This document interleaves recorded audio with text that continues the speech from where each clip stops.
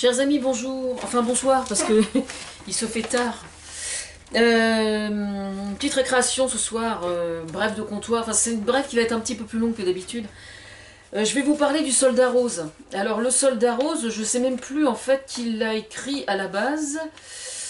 C'est la clique à Souchon, mais alors, bon, il y a Renan Luce, il y a Olivia Ruiz, il y a... je vais en oublier bien évidemment, enfin bref, il y a des gens tout à fait fréquentables de la chanson française.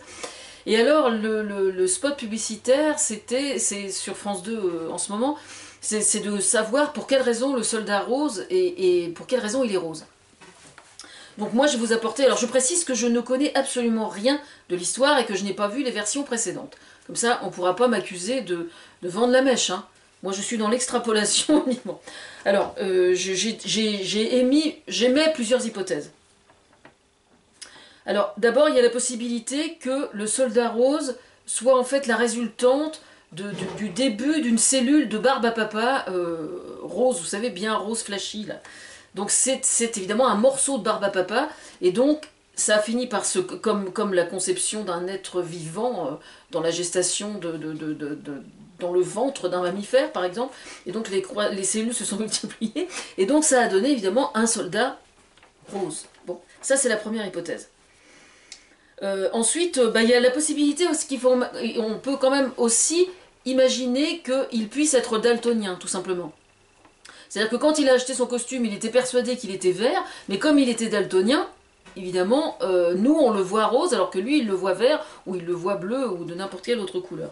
L'autre hypothèse, ce serait que nous soyons daltoniens, nous qui le regardons avec son costume rose, donc lui en fait le voit vert, enfin vous voyez ce que je veux dire, c'est-à-dire que c'est nous qui le voyons, qui le voyons rose, alors qu'en fait il est vert.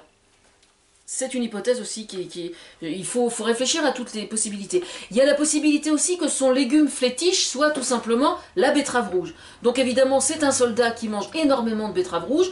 Quand il fait pipi, il pisse rose.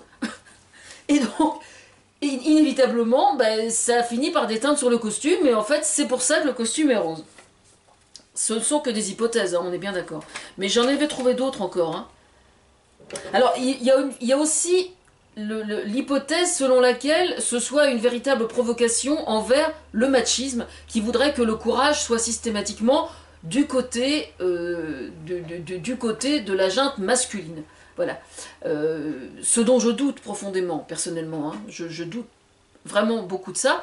Mais bon, par désir de provocation, pourquoi pas, le soldat peut-être a-t-il envie de s'habiller en rose alors qu'il est un soldat. Voilà. Sachant qu'on peut être soldat sans jamais prendre les armes, on peut se battre de différentes façons. On peut se battre avec, par la culture, on peut se battre en écrivant, en chantant, en hurlant, et surtout pas en se battant.